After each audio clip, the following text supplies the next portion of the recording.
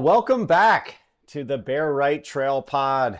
Um, I'm Sam Kirk here with Chris Lewers for um, take two, part two, Mhm. whatever you want to call it, of our JFK preview.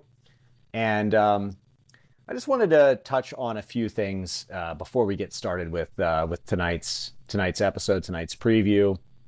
Um, just wanted to say, please, if you're enjoying the content, want more of it, want to contribute your voice to what we are doing, please subscribe to the podcast.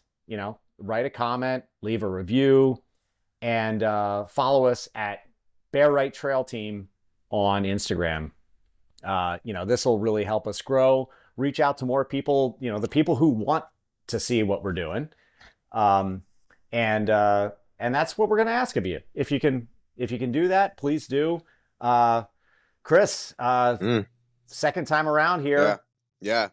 How are you feeling about your picks, where they stand Yeah. coming into the week? Not great, honestly. But things have been updated a little bit here.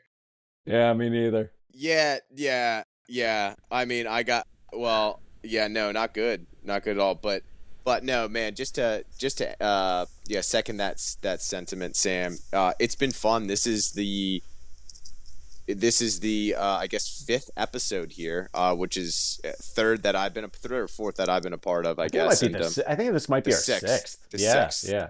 and yeah, we're having fun. Like this is fun. This is fun. I'm certainly learning a lot from our guests that have been on, and yeah, we're just really enjoying it. So yeah, like Sam just mentioned, if you guys are enjoying it at all, awesome. Come along for the journey here, and have some fun with us. But yeah, two days out here from the race. I mean, the more like we're talking about this, the more we're getting in it, the more excited I'm getting, and yeah, it should be a fun Saturday. I'm literally just brought up here the revised fantasy free trail roster here, and like I said, I think my number two here in Chad Hall, a scratch. Esther Shelag, a scratch. She was my pick for the female champion, and I don't know, Sam. What are things looking like for you here, pal? Yeah, well, Chris, thanks for burying the lead there. But Yeah, that's what I do, buddy. That's what I do.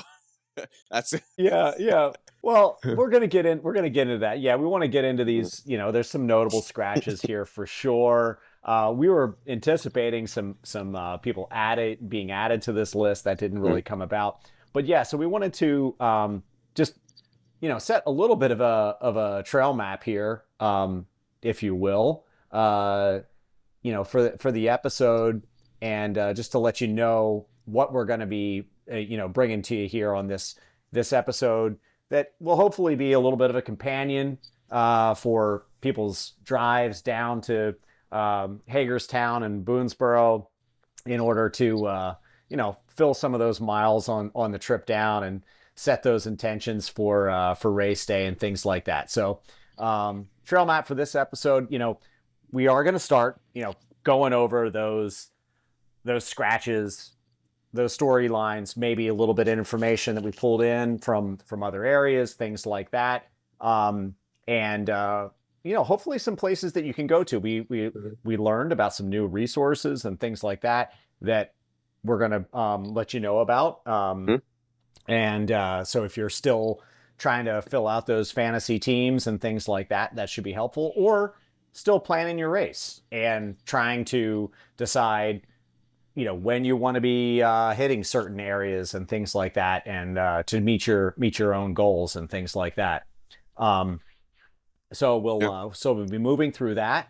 Um, Definitely got to get into race day conditions and talk about what's happening. There's lots of talk about snow. There's talk about wind. There's talk about cold. There's talk about leaves and rocks and mud and everything, right? So we're gonna get into that, what that means for the athletes coming to JFK this year. And then I think we're gonna try to finish up with some of my own suggestions and sort of insights from my experience. I think some fairly successful runs on the course over the years, and so we're gonna get into that a little bit and what I might think are some intentions, thoughts, focuses that people might be able to take with them out there. So yeah, Chris, let's get started into this uh, revised start list. And I Yeah. think you pointed out a few already with Esther Chillag hmm and with Chad Hall. Yeah, I was really hoping to see both of them racing. I mean, Esther was my pick to win the female race. I think I had Chad somewhere in the top three. I honestly don't even remember at this point. Yeah, I do think But you did. I'm with you though. I don't remember all the picks either. I think he was in the top three. So, but I mean, again, the field. I mean, it's still stacked. Those are the two most notable. I mean, Jared Burdick, who's a returning top five. Sam, you already had mentioned he would not be racing. You got some inside info there. Just going down through. Those are the three that I see right off the top uh, of uh, of the list that I'm looking at. Any further mentions of David Roach coming here and trying to cement his Trail Runner of the Year status, JFK? I haven't heard anything more about that. Mm-hmm. And I'm beginning to think that I was just the start of the rumor mill and that there was You nothing to probably it were. whatsoever. Hard to say, but that was my takeaway from Mm-hmm. an episode I heard. Yeah, I think it was, not the most recent episode, but the previous one of the Some Work All Play podcast. Mm-hmm. Seemed like that's what they were hinting at. Mm-hmm. However, no mention of anything to do with that, whether it was a decision for or against it Mm-hmm. in their most recent episode. So, and he's not on the start list. Time will tell. Yep, Time will I tell. will. I will be at the start. I will Mm-hmm. be filming, So and you could be breaking news. You could yeah, I break could. this I news. will. I will break the news if people need So, to add him absolutely last minute.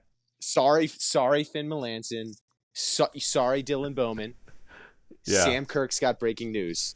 You I'm know? sure. I'm sure if people see him at the expo, it'll get out, that sort of thing. But um, honestly, I wouldn't be surprised either way. Yeah. But I know something that you were questioning hmm was Eli Hemming. You were like, is this guy showing up? Whatever. He is clearly in it. Yeah, he is. Yeah, he is clearly in it. He and Tabor had posted a workout video, a Yep. little bit of a summation of Yes. his training block and things like that. So he is clearly I, focused and ready to be here. I saw that because apparently from Sam, we probably watched or saw that same recent posting. Looks like Tabor is doing CIM, I think. So Yeah, they're sort of in the same scope as far as training. Not yeah. not the same, but a speed type training block. So I did see that too, and that's exciting. I mean, that's exciting to see. I haven't seen otherwise. Again, anybody else backing out. I have no reason to believe that anybody else would not be there. If you're on the. Yeah, I mean, one big one that I had mentioned, and I'm sure Mhm. this was going to impact 99% of people's free trail picks, was bringing up Parker Weeks. Mhm. I've since spoken with him, Mm. uh, and I, from my understanding, he is not running this race. Oh, really? Maybe he was just kind of playing coy with me, but I doubt that is the case. Yeah. He said he injured himself basically the week man. that he signed up for JFK, Oh, that's a bummer, man. and so unfortunately was not able to put in the training block. Yeah, that's a bummer. Yeah, it really is. Look forward to having him here on the podcast at some point. Definitely. Share his year. Yeah. He's certainly in contention for East Coast uh, uh, T Roy. We'll call it, I, not you, Roy. T Roy. is this a more regionalized Yeah, award that we're going to be giving out trail this runner year? of the year. Yeah, All yeah, right, certainly in the beautiful. I'm contention in. for that. Love He it, could have man. stamped it out here at JFK, but Damn. anyway. So yeah, What's so well? Let me unfortunately, call. my number 2 pick is not going to be lining up. Well, let me call a quick timeout. So for the East Coast, the Northeast region, T. Mm-hmm. Roy, you get nominated, you get the award, right? Or what is there a physical award that we're giving out? Like is I mean, it I is just it came up with the term about 8 minutes ago. well, okay, well we could brainstorm. I mean, can we get a hold of one of Zach Miller's old racing socks? I mean, that's usually that seems to be our general go-to is some sort of used Zach Miller apparel for any kind of award that we're trying to So bring out. Zach, if you're listening, please. And it doesn't matter what Zach Miller you are. If you have the name Zach Miller, you wear shoes. We'll take You know, we'll take them. We'll yeah. take them. Sock, whatever. Anyway, all right, man. So what's next on our list, on our agenda here, Sam? Well, so getting into that, getting back into that list a little bit. Mm-hmm. There are some avenues for people to research, what they might expect, times to be, historic times, how people have run here in the past, how they've executed races. And that is something that's available through Free Trail right now. They have this platform that was sent to us by one of our interviewers, Andrew Simpson, or one of our guests, and a listener and subscriber to the pod. Yep, absolutely. So he's checking all the boxes right now. Thank you, Andrew. Seriously. Yeah, really appreciate it. This is some great stuff. And this would be like, I think under Free Trail running race splits in Free Trail Fantasy. Fascinating stuff, honestly. This is really like gold. Yeah, you can plug in, just about anything you want to see there. So one of the things that you can look at would be how some of these historic times have happened. So you could look at how Jim Walmsley ran 5:19. You could look how Hayden Hawks ran 5:18. You could look at how Adam Peterman ran 5:20. Or maybe he ran 5:19 and Jim Walmsley ran 5:20. Whatever. I'm not going to remember everybody's times exactly, but you can see how those came about. Mm-hmm. And you can also see how Jared Burdick, for instance, from the East Coast, ran his race last year in a headwind. You can see how these things were executed and kind of get down into the nitty-gritty and help that, let that help you either plan your race, plan your picks, these types of things, because you can see how that aligns with your own race strategy. And I think it's a really, really cool thing. I had brought up in the first preview episode sort of the spread that you could expect coming off of Weaverton Cliffs. And I think I said that the top 5 were going to be, could be like 15 minutes apart. Mm-hmm. Now, the reality is the top 5 people coming through Weaverton Cliffs are not going to be 15 minutes apart. The top 5 people coming through Weaverton Cliffs could be together. Yeah. It's historically at the finish, the top 5 people were 15 minutes apart at the Weaverton Cliffs. Like at those people that finish in the top 5 at the end were 15 minutes apart there, and it's a complete scramble. Yeah. Of what that looks like afterwards. It's a really crazy scene. Yeah.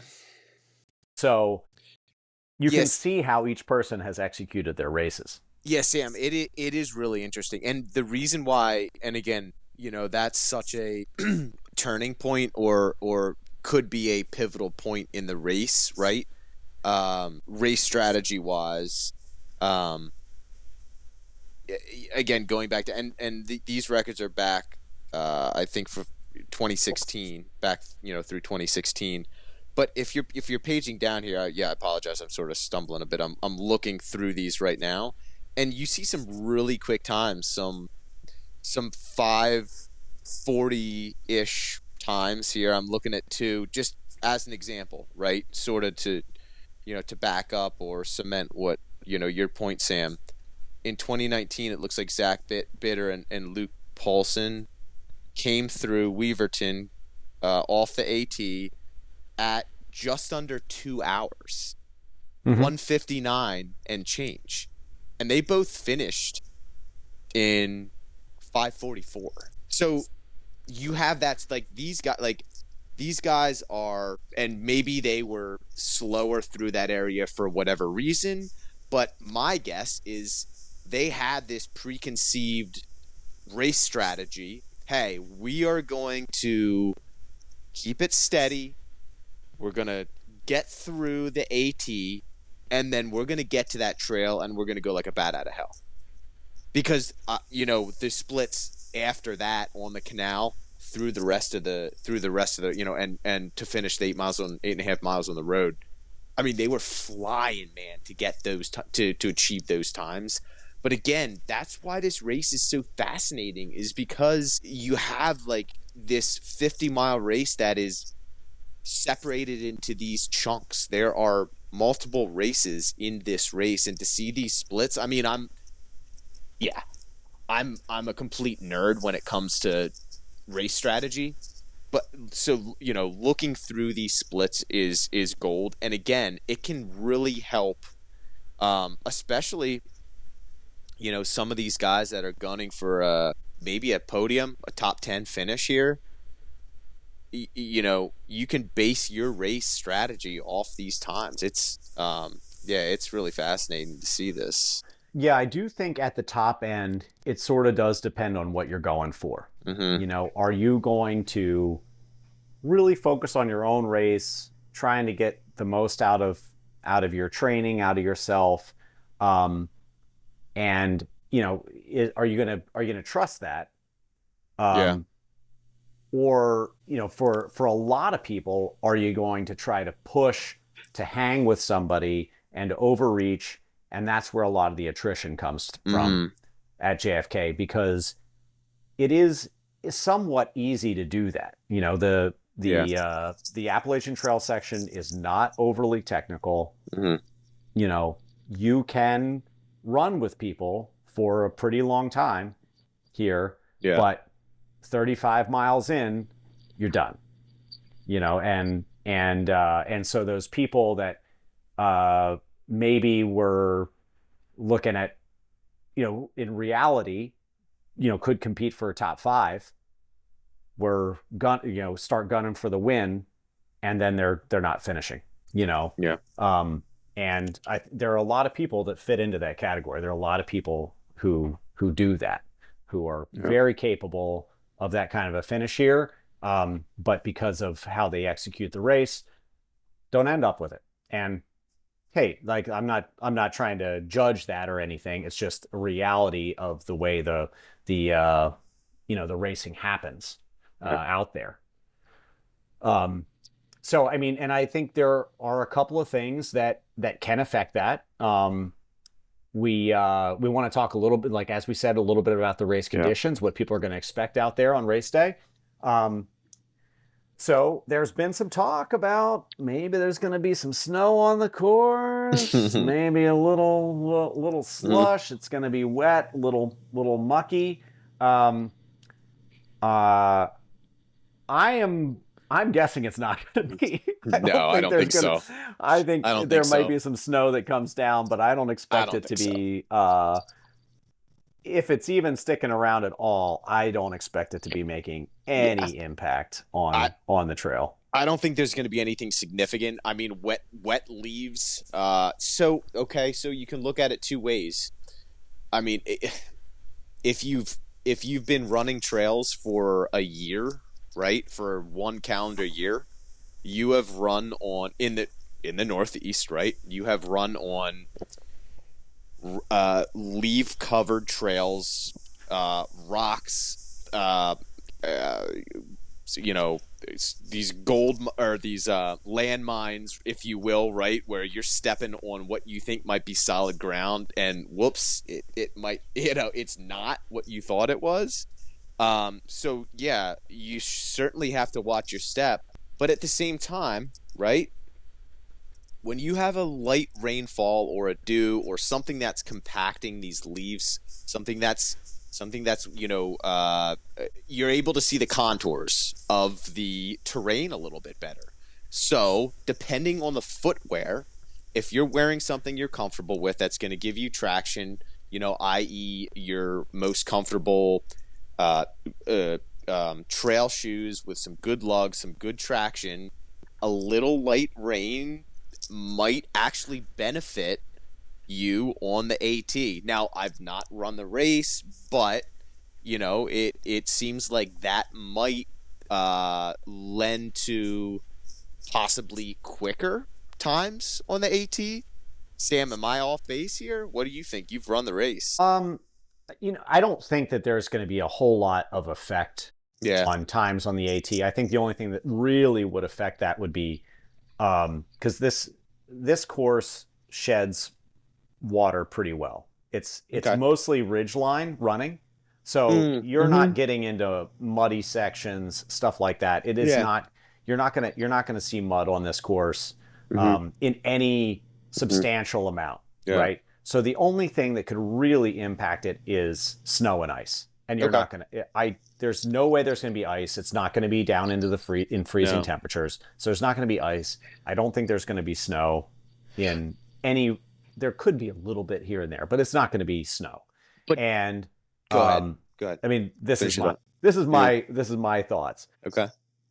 But but I agree with you on that leaf compression. I Gotcha. think that There you is go. a That's big a good thing way to put it. because Compression. like when you have leaves that you're wading through, Mm-hmm. that can be scary, right? Yeah. Because you can't see the rocks, you can't do any of that stuff. The rocks are going to be there. I don't think that they're not particularly slippery rocks. They're kind of pointy, jagged rocks that Yeah. people are going to be dealing with out there. Sure. And so it's just better to be able to see them. Yeah. So you're going to have a little bit more line of sight on them. Things are generally not super slippery at JFK on this section of trail. Like I said, it's mostly you're on top of the ridge. It's so it's kind of rocky top of ridge sort of running, and but it's generally fast. I in that video with Eli, he was talking about like, hey, I don't know about whether it's tough Beast Coast stuff. I don't know whether that was tongue in cheek or not, but it is not. For those coming out to the race, on East Coast standards of trail running, this is extremely tame. You have to be alert. You have to be aware. You got to be, you have to have your intentions correct with running on these trails and not fall asleep because they can really bite you. As far as twisting an ankle, turning an ankle, breaking an ankle, this kinds of stuff. Sure. But it's not the Catskills. Yeah. That's not what we're talking about Mm-hmm. here. And it is really, 10 miles of that in reality. Yeah. It's not a lot. It is not a lot of time in that with regards to the race. So, people need to kind of keep that in mind. Mm-hmm. I mean, it is 10 miles of it though, but from a trail perspective, it's not crazy intense. And so but one of the things that you had talked about as well, sorry, to go on and on here. No. But you mentioned a shoe with lugs, shoe with grip, things like that. I tend to think in these wet conditions, things like that, people are going to be served pretty well by wearing a trail shoe on the Appalachian Trail and transitioning to their super shoe Mm-hmm. on the Okay. I think that's my little take here is that the way that these conditions are coming about with a little, it is a little wet. You might hit some little slick sections in a Mm-hmm. few spots. It'll be nice to have a little lug. Right. It'll be nice to have that. And I don't know that you're going to benefit very much on that trail from having any sort of superish type shoe. Other than the transition changing into, other than the fact that you Yeah. don't want to waste the time, right, transitioning into a road super shoot onto the path, right? Other than that, yeah. Yeah. There's a couple of ways to think about that though. Which, transitions are not like all loss, right? So I think a lot of times we think about that as That's like a true. loss of Yeah, that's time. true. You gain some recovery as Sure. well, Yeah, or sure. you can gain some recovery Hmm. depending on how you approach the transition, um, and approach that time. And Yeah. I think the people who are really successful with their aid stations, with these types of things, do approach it in that way and not as like a delay. Hmm. Because when you approach it as a delay, you rush these things, you don't take care of the right stuff, and um you probably just don't let yourself recover in the way that you could if you just say, you know what, this time is to change my shoes, to get my hydration, to let my heart rate come down, Yep. and then I'll continue on into the next thing.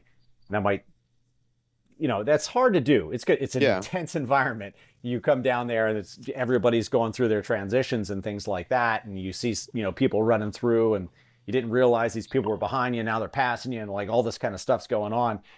And it's easy to get amped Hmm. up and to try to Well, kick ass out of there. you're so Sam. Your interview with Holly Benner was interesting. She has it down to a science from her triathlon days, where she said 20 seconds. She has it down to 20 seconds, which is Yep. incredible.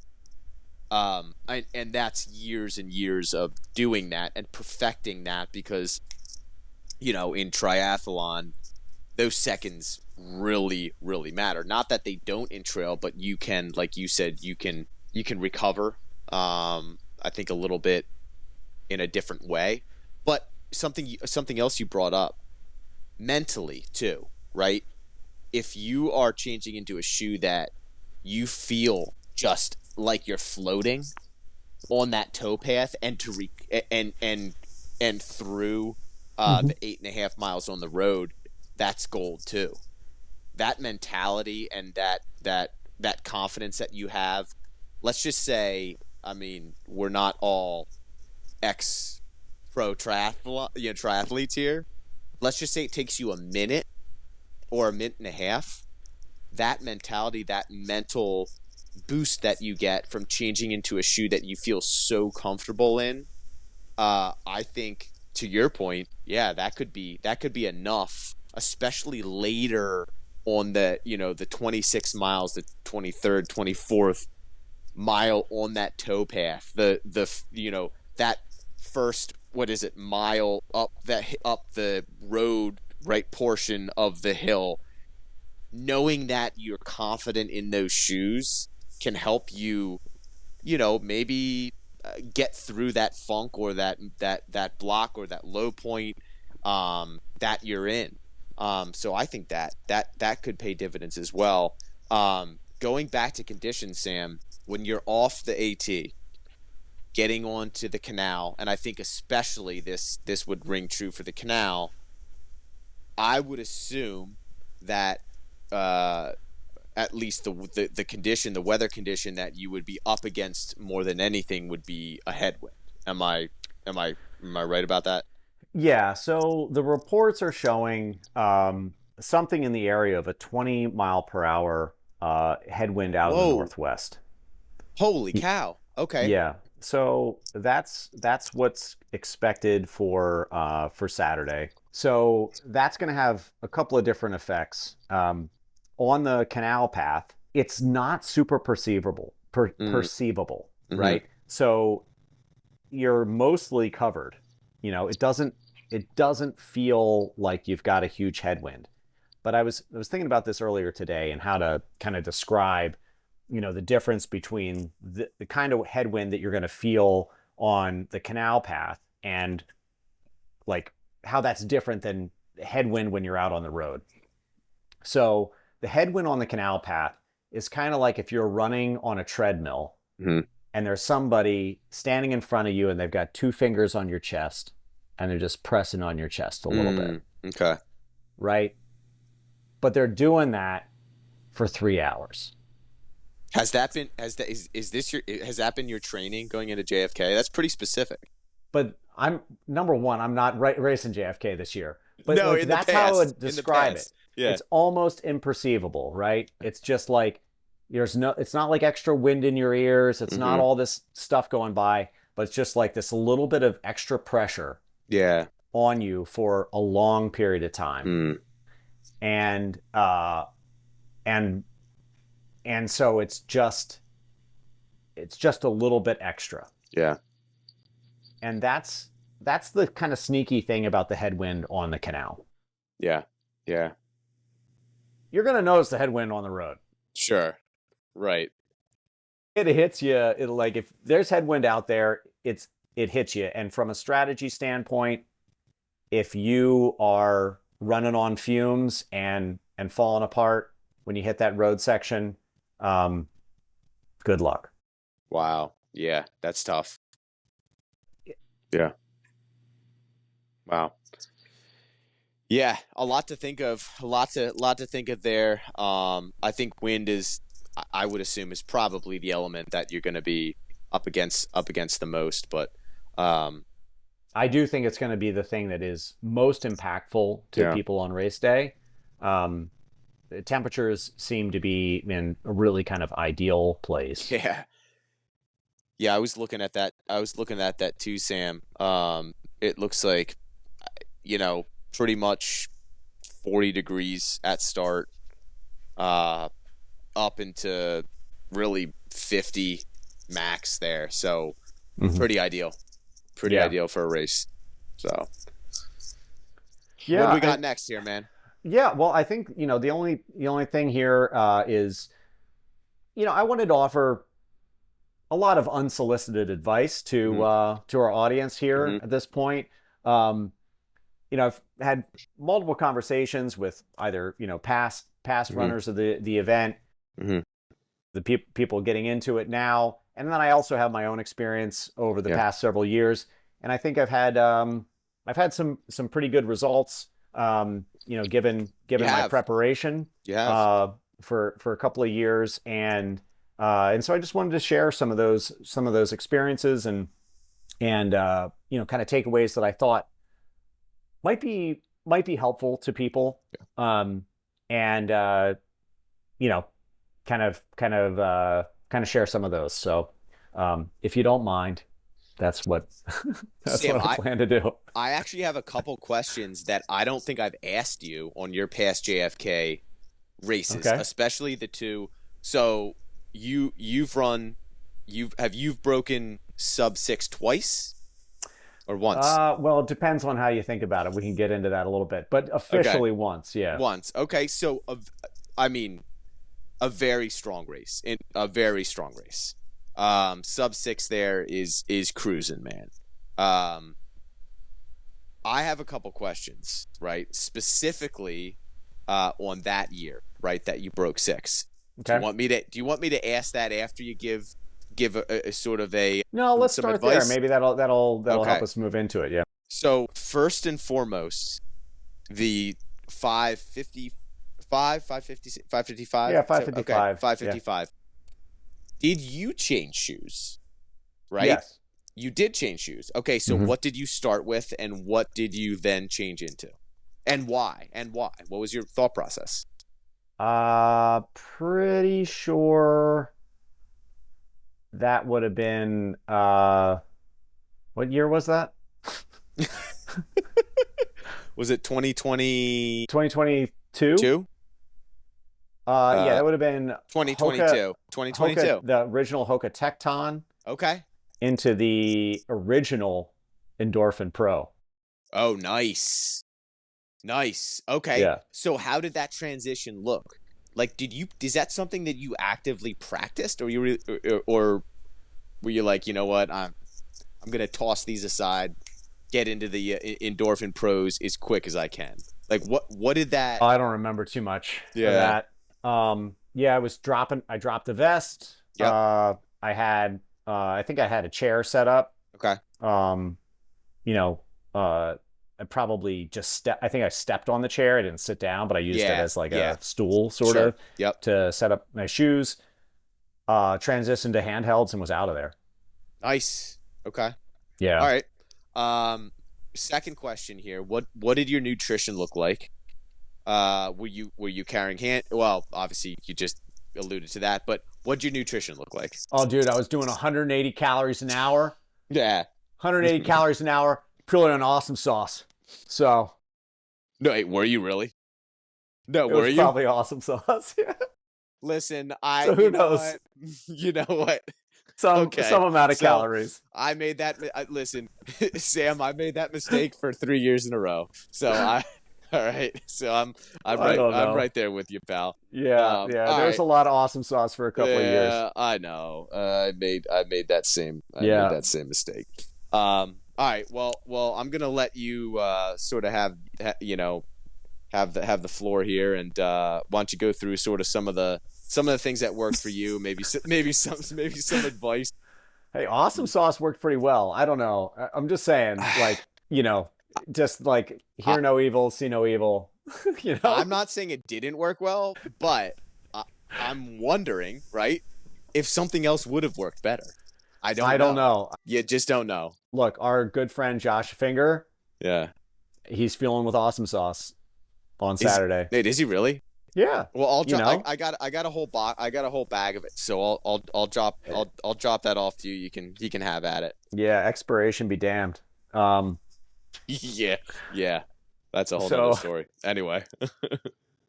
yeah, so I think the sort of things I wanted to, talk to people about Yeah. is, some of this came from conversation with Holly Hmm. talking about, you know, the the Appalachian Trail section, those bitey rocks and things like that. Yeah. And one of the approaches that I've developed um, for this kind of racing is in in sections like that where you need to take care of yourself, that you're probably not going to win the race here. You're not going to run away. There's a lot of race left that you have to really execute well. Um, how do you just do it efficiently, take care of yourself, and get through it, with as little impact as possible? Hmm. And what I have done is I feel like I've done this pretty successfully. I've had really three really safe runs of the Appalachian Trail. Coming off pretty effectively. I usually come off around 157, 158. Mm. Decent enough times. To run a good race, and I haven't like trashed myself in any way. So the thing that I have done is make sure that I keep my weight forward, keep on pushing back on all of my strides, and so that anytime that my feet are striking the ground, they are I'm pushing back so that I have no chance for that foot rolling over a rock, rolling over a root, rolling over a log, like whatever that Okay. rolling over thing that happens Yeah. when your ankles go, Yeah. you're not doing it. And it's especially important in leaf situations because you don't know what's coming.